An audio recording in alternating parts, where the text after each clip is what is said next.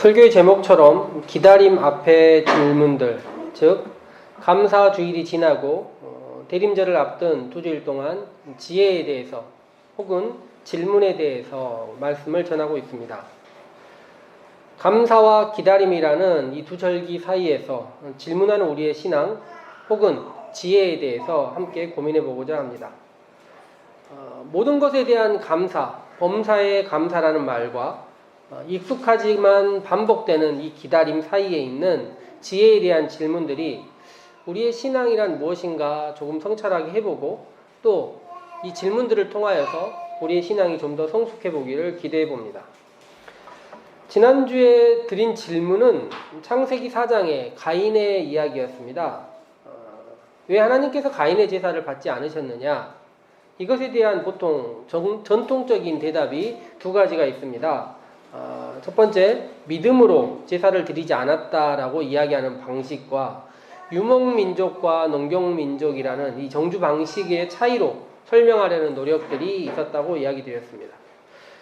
그렇지만 또 다른 방식, 이 반성적 지혜라는 전도서의 방법으로도 설명할 수 있다 이야기를 드렸는데요. 이 지혜 문학이 설명하는 방식은 설명이라 하기에 명확하지 않지만 사실은 답은 모른다입니다. 왜 가인의 제사를 받지 않았는지 성경이 설명해 주지 않기 때문에 알 수 없다입니다. 에덴의 동쪽에서의 삶이라는 것은 원인과 결과가 모두 그대로 이루어지는 것은 아니고 뿌린다고 거두는 일이 당연하지도 않고 예배도 받아들여지지 않을 수 있기 때문입니다. 문제는 그 설명할 수 없는 일에 대한 대응으로 예배에 대한 실패에 대한 반응으로 가인이 아벨을 죽였다는 것입니다. 하나님의 뜻을 사실 우리가 모두 알 수 없지만 하나님께 거부당했다는 것, 예배에 대해서 거부당했다는 것이 타인에 대한 분노로 이어졌다는 것이 참 슬픕니다. 하나님은 가인에게 선을 행하라고 이야기하셨지만 가인은 약자에게, 동생에게 분노를 표현했습니다. 우리의 삶도 사실 이와 같을 때가 상당수 있지 않습니까? 알지 못하는 일, 설명할 수 없는 일들이 발생했을 때 자신보다 혹은 강한 상대에게 인과관계를 설명할 수 없는 괴롭힘을 당했을 때 이 결과에 대해서 다른 것들에 원망하고 보통은 우리보다 약한 사람들에게 폭력을 가하거나 그들에게 원망을 전가하는 방식 말입니다. 우리 사회의 주요한 갈등들도 이와 같을 때가 있습니다. 보통 많은 사람들이 가장 물질적인 욕망에 분노를 표출하곤 하는데요. 경제에 대한 다양한 이야기 중에서 가장 뭐라고 해야 되나 예측 불가능한 일이 한 나라의 경제 성장률 같은 겁니다. 노벨상 받은 사람들도 맞추면 아무나 동네 어린아이들이 찍는 것보다 더 확률이 낮다 이야기 나올 정도로 아무리 전문가라 해도 다양한 변수들과 예기치 않은 일들을 모두 설명할 수 없기 때문에 이 경제란 무척 다양한 이유로 변화하기 때문에 보통은 맞출 수가 없다는 거예요. 그런데 경기의 불안과 같은 낯선 상황들에서 보통은 우리 사회 기득권이나 많은 사람들 혹은 많은 여론이나 군중의 몰이가 사회적 약자 혹은 외국인 노동자, 난민들에 대해서 이런 분노를 표출하는 방식으로 자신들의 경제적인 박탈감을 해결하기도 한다는 것입니다. 이런 일들은 인류의 역사에서 다양하고 많은 예들을 가지고 있습니다. 우리도 힘없는 시절 그렇게 고통당했었던 것을 기억할 수 있고 그러니 역사와 경험이 우리에게 주는 교훈으로 우리는 그렇지 않게 살아야 하는 것이 마땅합니다. 그렇지만 우리 사회의 많은 경우들을 보면 슬프게도 그렇지 못한 우리의 삶도 볼 수 있습니다. 지난주 이야기 드린 말씀 중에 이 지혜에 대한 이야기, 전통적인 지혜, 잠언의 지혜라고 흔히 말하는 규범적 지혜와 전도서의 이야기라고 하는 반성적 지혜에 대한 이야기에 대해서 이야기를 드렸습니다. 우리가 익숙하게 생각하는 것은 잠언의 세계관, 즉 규범적 세계관입니다. 그래서 우리들은 어른들의 이야기를 기울이고 인류의 위대한 유산들에 의해서 귀를 기울이고 또 성실하게 노력하면 좋은 결과를 맞이할 수 있을 것이라고 이야기를 합니다. 성경의 많은 이야기들, 신명기 역사서의 대부분의 이야기들이 이와 같은 방식을 따르고 있고 이것이 우리가 생각하는 인류의 안정, 신앙의 안정을 위해서도 도움이 되는 것은 마찬가지 사실입니다. 그런데 우리가 살고 있는 세상이 그것들로 모두 설명할 수 없다는 것이 문제입니다. 더군다나 우리가 살고 있는 지금 세상은 몇 년 전의 세상에 대해 비해서 너무 많은 급격한 변화를 가져오고 있다는 것이 문제입니다. 최근에 지역의 목사님들과 정말 오랜만에 만난 일이 있었는데 목사님들이 다 이런 비슷한 얘기를 하시는 거예요. 세상 너무 많이 변하고 있다. 그런데 목사님들이 변하고 있다는 이야기에서 자신들이 얼마나 많이 바뀌었는가를 이야기할 때 대표적으로 드는 이야기가 반려동물에 대한 이야기였습니다. 예전에 상상할 수도 없었는데 자기 집에 있는 반려동물에게 노년의 목사님들이 막내라고, 우리 집 막내라고 애들을 부른다는 것입니다. 이 경험이 사람을 바꿨다는 대표적인 이야기라고 말할 수 있겠습니다. 이렇게 누군가를 가족으로 받아들이는 일, 이런 일들도 과거에 비해서 전혀 다른 생각을 갖고 있는 것입니다. 문제는 무엇일까요? 경험한 것만 알고 있다는 것입니다. 나의 좁은 울타리, 내가 경험할 수 있는 것이 한계가 있는데 이 안에서 경험한 것들에 대해서만 어찌 보면 잠언적 세계관으로 받아들이는 것입니다.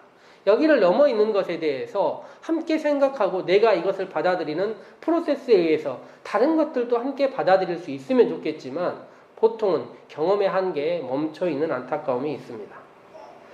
그리고 우리가 살고 있는 시절들은 모든 것을 경험하기에는 너무 세상이 빨리 변하고 있고 고정된 관념으로 설명하기 어려운 시절들을 살고 있습니다. 그러니 감사와 기다림이라는 어찌 보면 우리의 신앙에서는 너무나 익숙한 이야기가 사회 안에서 통용되기보다는 좌절을 안고 있는 것도 우리가 경험하고 있습니다. 범사에 감사한다는 말이 신앙 안에서는 익숙한 말이지만 신앙 밖에서는 어색한 말이 되는 것이고 세상 물정 모르는 이야기가 되는 것이고 2000년 전의 아기를 다시 기다린다는 말도 그게 말이 되느냐 생각하면서 미래지향적이지 않은 사람처럼 여겨지기도 한다는 것입니다. 신앙의 용어들이 고정되어 있고 퇴보하는 것처럼 보이고 시대를 따라가지 못하는 것처럼 보일 때도 있다는 것입니다. 그렇지만 오늘의 성경의 이야기들은 오늘 우리가 했던 기도처럼 변하지 않는 시대에 대한 이야기, 변하지 않는 말씀에 대한 이야기를 우리에게 주기도 하고 우리의 문법과 언어를 넘어 있는 역행하는 질문으로 우리의 존재를 흔들기도 하는 것입니다. 풀은 마르고 꽃은 시드나 하나님의 말씀은 영원하니 그 말씀이 주시는 질문으로 변하는 시대를 오히려 맞이할 수도 있다 생각해 볼 수 있겠습니다. 그리고 오늘 질문하는 신앙의 두 번째 이야기로 욥기의 말씀을 우리는 읽었습니다. 오늘 욥기 8장의 말씀을 읽고 8장 마지막쯤에 이 말씀이 여기 있었구나 하는 생각을 가지실 수 있는데요. 읽어오시기를 부탁드린 말씀은 욥기 1, 2장 말씀을 읽어오시기를 부탁드렸습니다. 그리고 그 1, 2장에서 다양한 이야기들이 있는데 사건도 많고 여러 가지 이야기가 있는데 제가 가장 주목해서 보는 단어는 까닭없이라는 말입니다. 까닭없이 이런 말들이 몇 번 반복되는데요. 사실 이런 문제의 시작은 하나님께서 욥이라는 사람에 대해서 자랑하셨기 때문입니다. 자랑할 만한 사람이었던 것이 분명하기도 하고 내 종 욥을 살펴보았느냐 흠이 없고 정직하며 하나님을 경외하며 악을 멀리하는 사람이다. 1장 2장에 반복해서 욥은 의인이다 라고 이야기를 하고 있습니다. 이 이야기가 나온 이상 욥기는 인과관계로 설명할 수 없는 책이 됩니다. 과거를 따르자면 잘못한 사람이 벌을 받아야 되는 것 아닙니까? 이 사람은 완전하고 문제가 없는 사람입니다. 그런데 사탄의 생각은 조금 다른 것 같습니다. 사탄이 하는 말이 까닭 없이 그가 하나님을 섬기겠습니까? 아무것도 바라는 것이 없이 하나님을 경외하겠습니까? 이 질문이 어려워요. 당황스러운 질문이면서도 우리의 신앙의 치부를 향하여 거침없이 들어오는 질문입니다. 그 질문 앞에서 하나님마저 고민하신 것 같습니다. 하나님마저 도전해보고 싶으신 사탄의 질문이었다 말할 수 있겠습니다.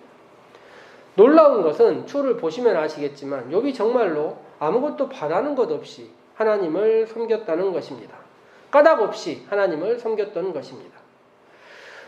지금 우리가 살고 있는 교회를 향하여 외부에서 강한 비판들과 교회에 대한 여러 가지 나쁜 말들이 난무하지만 사실 제가 오랫동안 신앙생활을 해오면서 교회 안에서 모두는 아니라고 말할 수 있겠지만 정말 까닭 없이 하나님을 섬기고 사랑하시는 많은 분들을 보았습니다. 그들이 하시는 이야기가 내가 뭐라고, 나 같은 사람, 나 같은 죄인 이런 이야기를 하시는데 충분히 사회적으로도 교회 안에서도 받을 만한 분들이 하나님의 사랑에 감동하고 까닭없이 하나님을 섬기시는 정말로 많은 분들이 있다는 것입니다. 드물지만 없지 않는 이런 분들이 원인과 결과를 당연히 여기는 세상에서 욥기와 같은 이야기를 살아내시는 많은 분들이 우리 앞에 있습니다. 그리고 그 당연함을 넘어서는 인과관계를 넘어서는 무엇인가에 대해서 삶으로 이야기하시는 많은 분들과 욥기의 이야기가 우리 가운데 있습니다. 근데 문제는 무엇이냐면요. 이 까닭없이라는 문제, 질문에 대해서 욥이 통과해버린 것입니다. 실패해버렸으면 욥기가 없는데 통과해버린 거예요. 그러자 문제가 발생합니다. 사탄은 여기서 멈추지 않고 반복된 시험으로 욥과 하나님과 우리에게 질문을 던지시는 것 같습니다. 제가 과거 욥기에 대한 설교를 여러 번 했을 때 오늘 과거의 설교에서 했던 이야기를 딱 두 가지만 이야기를 할 것인데 첫 번째가 이 욥의 고난이 그 다음 시점에 어떻게 바뀌었는지를 얘기할 때 중요한 것은 시간과 공간입니다. 시간이 욥에게 고난과 함께 시간이 주어졌고 공간과 함께 사람들이 주어졌어요. 그러다 보니까 설명해야 될 문제들에 직면하는 것입니다.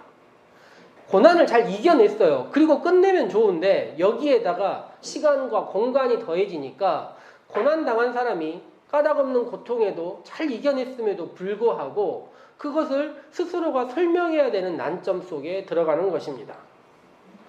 우리 사회의 고통도 이런 고통들이 있습니다. 뭐 단지 게으르고 자기가 잘못하고 나쁜 일을 해서 벌을 받는 고통들도 있겠지만 우리 사회는 너무 다양하다 보니 알 수 없는 고통에 직면해서 이유 없는 고통에 직면해서 억울함 혹은 고난을 당하는 사람들이 있습니다.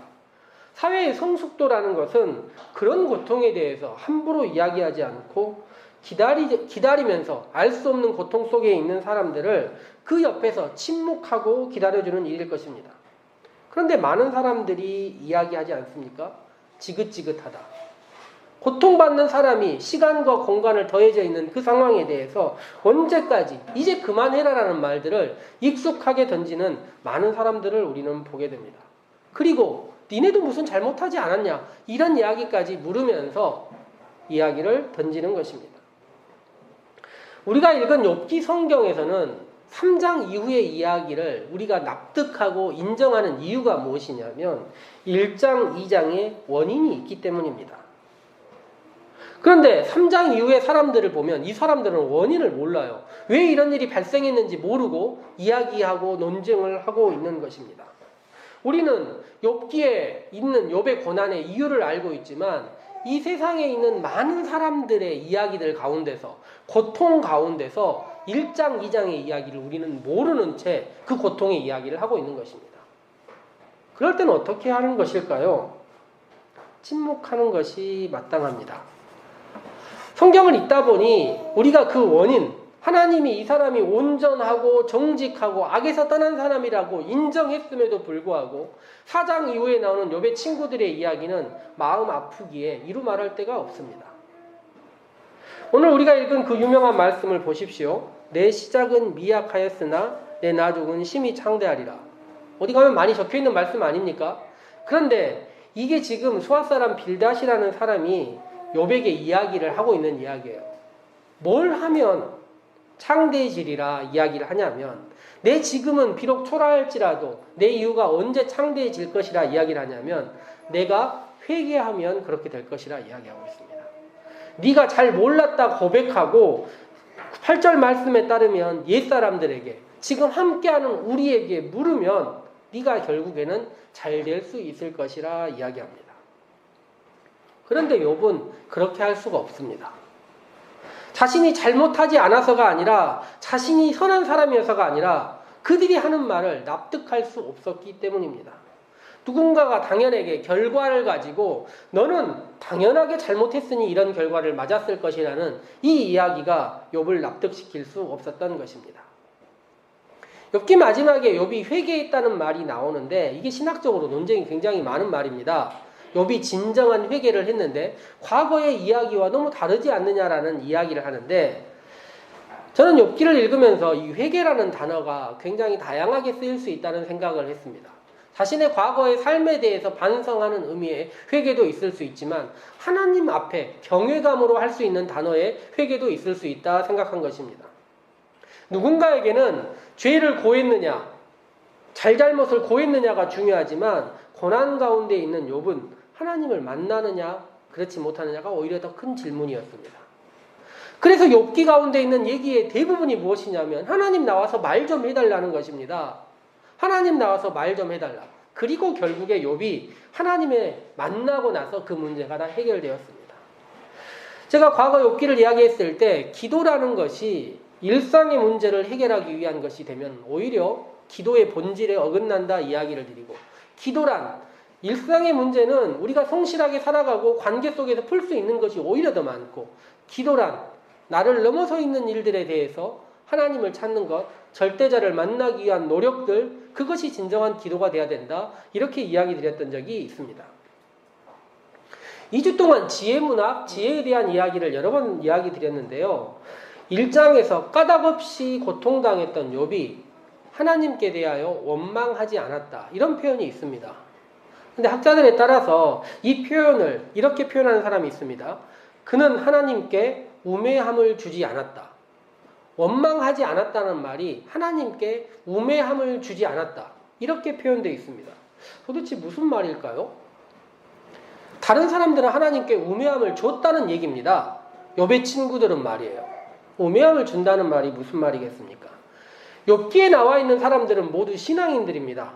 모두 하나님의 절대 주권을 인정하고 하나님만이 세상을 만드시고 지금도 다스리시고 그들과 함께 하시고 구원하신다는 것을 알고 있습니다. 그런데 그들의 생각이 나뉘는 지점이 무엇이냐면 인과관계 혹은 권선징악에 따라서 하나님이 움직이느냐 아니냐, 여기에 있는 것입니다. 다른 말로 하자면 자신들이 살고 있는 잠언적 세계, 예측 가능한 범위에 하나님이 있느냐 없느냐입니다. 권선징악이나 인과관계라는 말은 듣기에는 좋아 보이지만 하나님을 한정하는 말이라는 것입니다.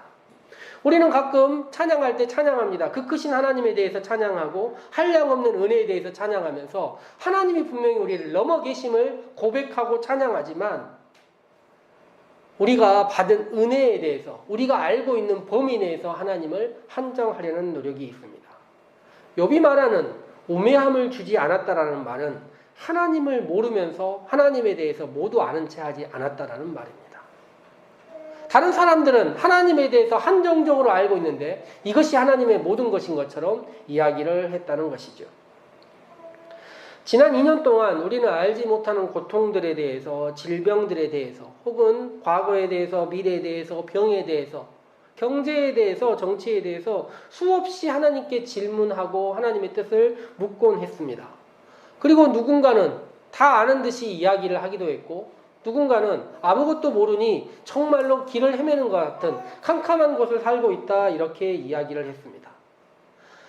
아직 터널이 끝난 것은 아니지만 막바지에 다다라 있는 것을 우리가 어느 정도 감을 잡고 있는 이 시절에 다시 한번 우리는 고민해 봤으면 좋겠습니다. 이 시절 우리는 얼마나 하나님께 질문하고 질문에 대한 응답을 들었는지 말입니다. 그리고 이 위기 상황 가운데서 우리가 가인과 같은 방식의 대응을 하고 있지 않는지, 오히려 이 위기가 하나님을 만날 수 있는 순간 우리의 일상 넘어있는 하나님, 우리의 존재를 넘어서 있는 하나님에 대해서 고민하고 그 하나님을 경험할 수 있는 시간으로 만날 수 있다면 얼마나 좋을까 생각을 해보는 것입니다. 다시 한번 이야기 드리지만 우리의 일상의 대부분은 잠언의 세계관에 익숙해져 있습니다. 그리고 그것이 맞습니다. 성실하게 살아가는 것이고 내가 A를 하면 당연히 B로 가야 되는 것이 마땅한 세계 속에 살고 있는 것이 맞습니다. 그러나 그것이 모든 것이 아님을 우리는 말씀을 통해서, 우리의 삶을 통해서 알고 있지 않습니까? 이 낯선 예기치 않은 일들에 대해서 반응하는 것, 이것이 신앙인들이 기도하는 이유고 우리 공동체가 하나님을 존중하면서 하나님을 한정짓지 않으며 살아갈 수밖에 없는 이유라 말할 수 있겠습니다. 감사의 절기를 지나 기다림의 절기를 다시 맞이하고 있습니다. 이 기다림 앞에서 우리에게 오신 주님이 왜 우리에게 오셔서 우리를 만나주시고 우리를 구원하셨는지 다시 한번 낯설게 질문으로 이 시절들을 맞이했으면 좋겠습니다. 그리고 우리의 예상하는 방식, 우리가 살아왔던 경험들, 이것만이 신앙의 모든 것이 아니라는 것을 받아들이면서 예기치 않은 일들에 대해서 타인들에게 비난하고 원망하는 것이 아니라 낯선 일들이 하나님을 오히려 경험하게 할 수 있고 하나님을 만나게 할 수 있는 귀한 일들이라는 것을 기억하면서 힘든 시절 함께 이겨내시고 이 시절이 끝났을 때 우리가 만난 하나님에 대해서 함께 고백할 수 있는 살림의 모든 성도들 되기를 소망해 봅니다. 함께 기도하도록 하겠습니다.